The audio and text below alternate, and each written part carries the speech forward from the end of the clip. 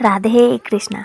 नमस्कार साथियों, स्वागत है आपका आपके अपने संपूर्ण भक्ति सागर चैनल परिवार में। साथियों, आज हम 32 पूर्णमासी व्रत कथा सुनाने जा रहे हैं। कहते हैं कि कथा को आधा अधूरा सुनने से पाप लगता है, इसलिए आप सबसे रिक्वेस्ट है कि कथा को बीच में छोड़कर ना उठें, पूरा जरूर सुने। द्वापर युग में एक समय की बात है कि यशोदा जी ने कृष्ण जी से कहा, हे कृष्ण, तुम सारे संसार के उत्पन्न करता, पोषक तथा उसके संहारक करता हो। आज कोई ऐसा व्रत मुझसे कहो जिसके करने से मृत्यु लोक में स्त्रियों को विधवा होने का भय ना रहे तथा यह व्रत सभी मनुष्यों की मनोकामनाएं पूर्ण करने वाला हो। श्री कृष्ण जी कहने लगे, हे माता, तुमने अति सुंदर प्रश्न किया है। मैं तुमसे ऐसे ही व्रत को सविस्तार कहता हूँ। सौभाग्य की प्राप्ति के लिए स्त्रियों को 32 पूर्णमासियों का व्रत करना चाहिए। इस व्रत के करने से स्त्रियों को सौभाग्य दंपत्ति मिलती है। यह व्रत अचल सौभाग्य देने वाला एवं भगवान शिव के प्रति मनुष्य मात्र की भक्ति को बढ़ाने वाला है। यशोदा जी कहने लगी, हे कृष्ण, सर्वप्रथम इस व्रत को मृत्यु लोक में किसने किया था, इसके विषय में विस्तार पूर्वक मुझसे कहो। श्री कृष्ण जी कहने लगे कि इस भूमंडल पर एक अत्यंत प्रसिद्ध राजा चंद्रहास से पालित अनेक प्रकार के रत्नों से परिपूर्ण कातिका नाम की एक नगरी थी। वहाँ पर धनेश्वर नाम का एक ब्राह्मण था और उसकी स्त्री अति सुशीला रूपवती थी। दोनों ही उस नगरी में बड़े प्रेम के साथ रहते थे। घर में धन धान्य आदि की कमी नहीं थी।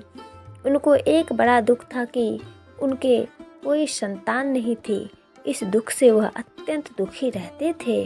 एक समय एक बड़ा तपस्वी योगी उस नगरी में आया।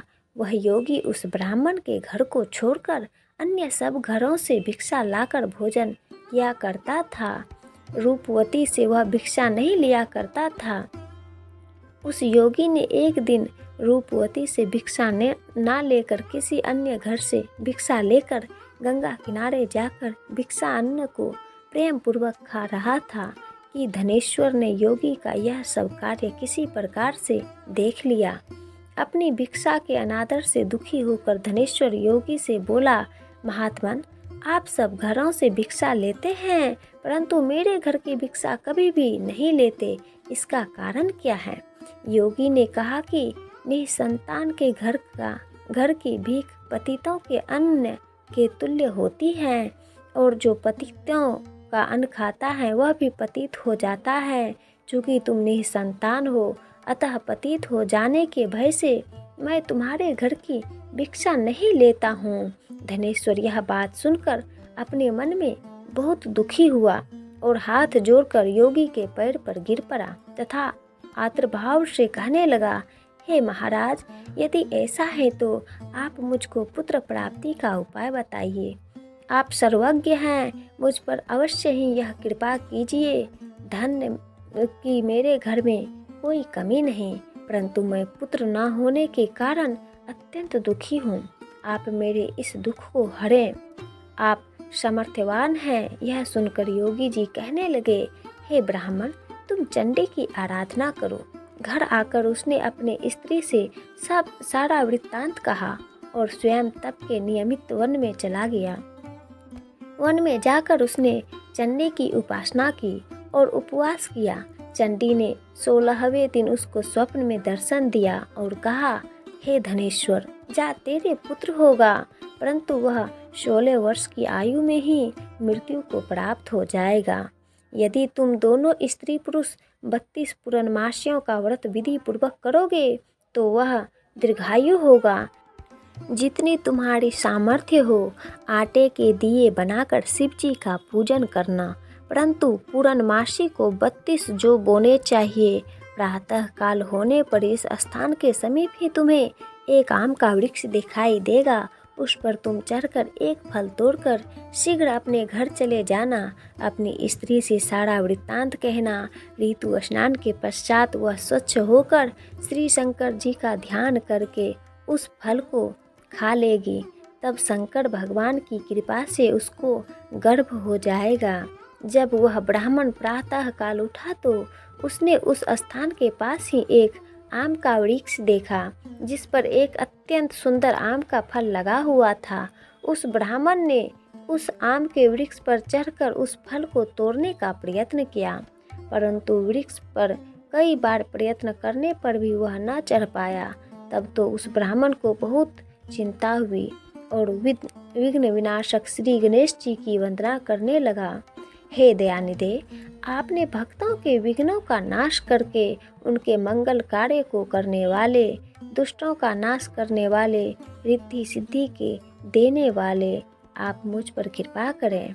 इतना बल दें कि मैं अपने मनोरथ को पूर्ण कर सकूं। इस प्रकार श्री गणेश जी की प्रार्थना करने पर उनकी कृपा से धनेश्वर वृक्ष पर चढ़ गया और उसने एक अति सुंदर आम का फल देखा। उसने विचार किया कि जो वरदान से फल मिला था वह यह है और कोई फल दिखाई नहीं देता। उस धनेश्वर ब्राह्मण ने जल्दी से उस फल को तोड़कर अपनी स्त्री को लाकर दिया और उसकी स्त्री ने अपने पति के कथनानुसार उस फल को खा लिया और वह गर्भवती हो गई। देवी जी की असीम कृपा से उसे एक अत्यंत सुंदर पुत्र उत्पन्न हुआ जिसका नाम उन्होंने देवी दास रखा। माता पिता के हर्ष और शोक के साथ वह बालक शुक्ल पक्ष के चंद्रमा की भांति अपने माता पिता के घर में बढ़ने लगा। भवानी की कृपा से वह बालक बहुत ही सुंदर, सुशील और विद्या पढ़ने में बहुत ही निपुण हो गया। दुर्गा जी की आज्ञा अनुसार उसकी माता ने 32 पूर्णमासी का व्रत रखना प्रारंभ कर दिया था, जिससे उसका पुत्र बड़ी आयु वाला हो जाए। 16वां वर्ष लगते ही देवी दास के माता पिता को बड़ी चिंता हो गई कि कहीं उनके पुत्र की इस वर्ष मृत्यु ना हो जाए। इसलिए उन्होंने अपने मन में विचार किया कि यदि यह दुर्घटना उनके सामने हो गई तो वे कैसे सहन कर सकेंगे। अतः उन्होंने देवी दास के मामा को बुलाया और कहा कि हमारी इच्छा है कि देवी दास 1 वर्ष तक काशी में जाकर विद्या अध्ययन करें और उसको अकेला नहीं छोड़ना चाहिए, इसलिए साथ में तुम चले जाओ और 1 वर्ष के पश्चात इसको वापस लौटा लाना। सब प्रबंध करके उसके माता पिता ने काशी जाने के लिए देवी दास को एक घोड़े पर बैठाकर उसके मामा को उसके साथ कर दिया, किंतु यह बात उसके मामा या किसी और से नहीं कही। धनेश्वर ने स्वप्नतिक अपने पुत्र की मंगल कामना तथा दीर्घायु के लिए भगवती दुर्गा की आराधना और पूर्णमासियों का व्रत करना आरंभ कर दिया। इस प्रकार बराबर 32 पूर्णमासी का व्रत पूरा किया।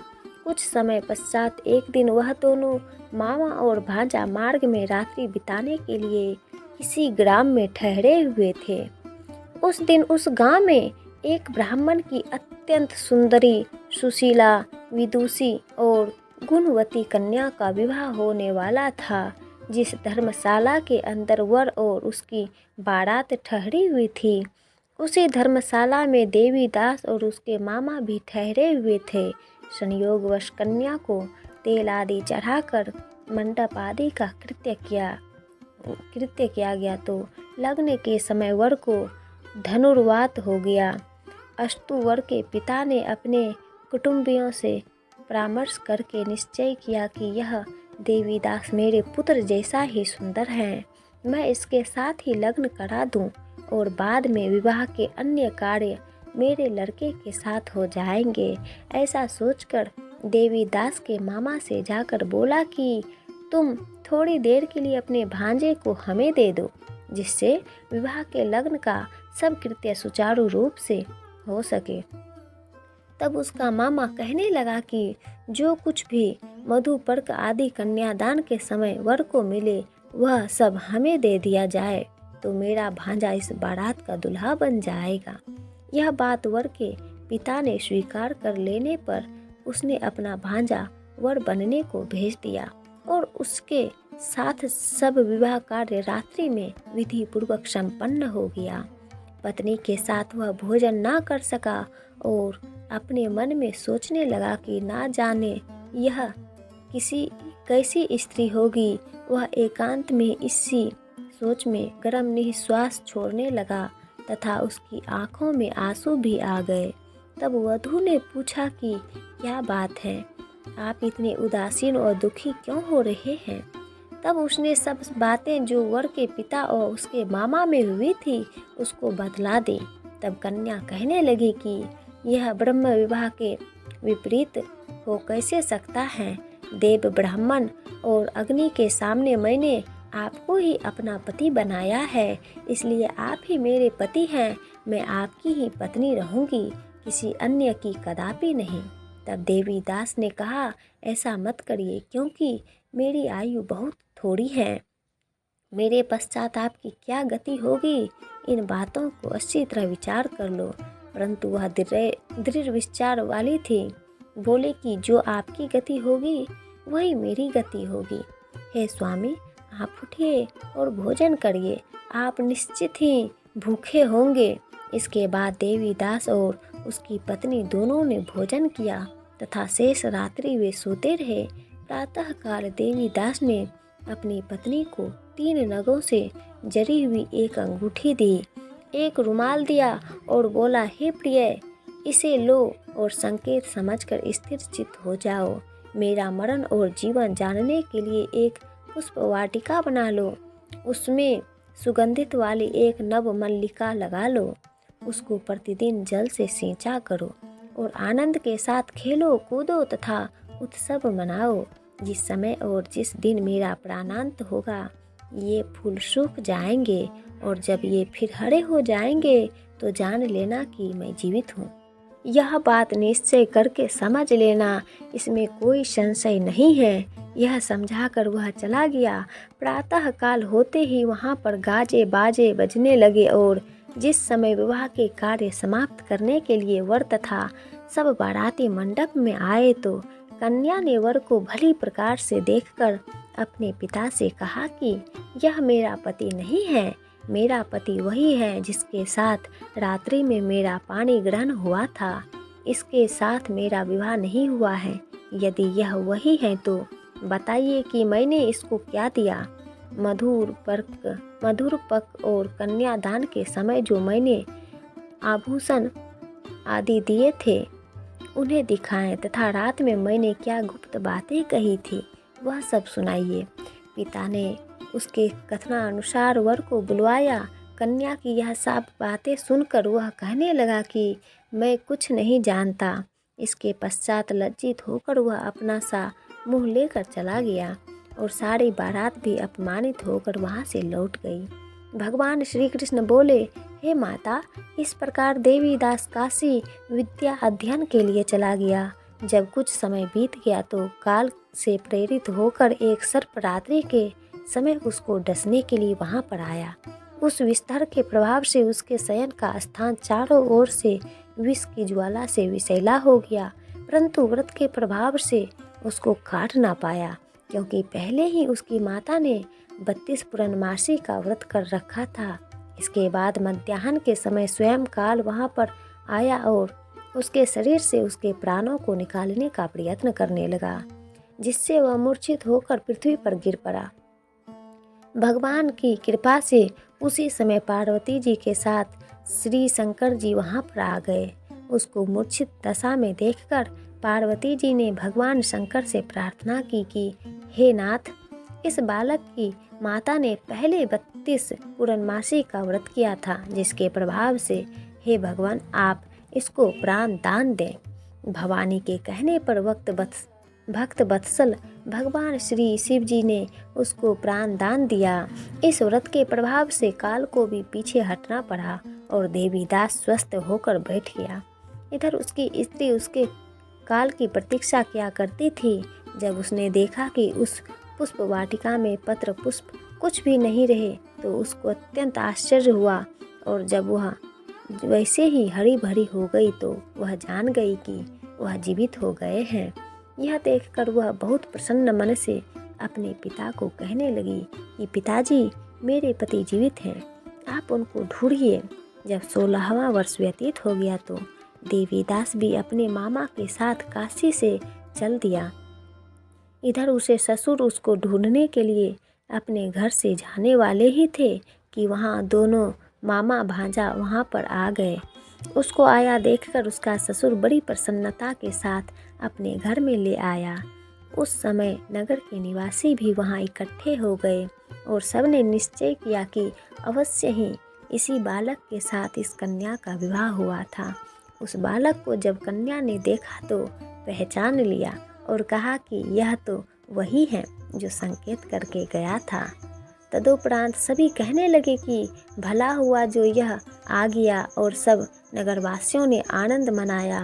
कुछ दिन बाद देवीदास अपनी पत्नी और मामा के साथ अपने ससुर के घर से बहुत सारा उपहार लेकर अपने घर के लिए प्रस्थान किया। जब वह अपने गांव के निकट आ गया तो कई लोगों ने उसको देखकर उसके माता पिता को पहले ही जाकर खबर दे दी कि तुम्हारा पुत्र देवीदास अपनी पत्नी और मामा के सहित आ रहा है। ऐसा समाचार सुनकर पहले तो उन्हें विश्वास ही नहीं हुआ, किंतु जब और लोगों ने भी आकर उनकी बात का समर्थन किया तो उनको बड़ा आश्चर्य हुआ। लेकिन थोड़ी देर में देवीदास ने आकर अपने माता पिता के चरणों में अपना सिर रखकर प्रणाम किया और उसकी पत्नी ने अपने सास ससुर के चरणों को स्पर्श किया तो माता पिता ने अपने पुत्र और पुत्रवधू को अपने हृदय से लगा लिया और दोनों की आंखों में प्रेम अश्रु बहे चले।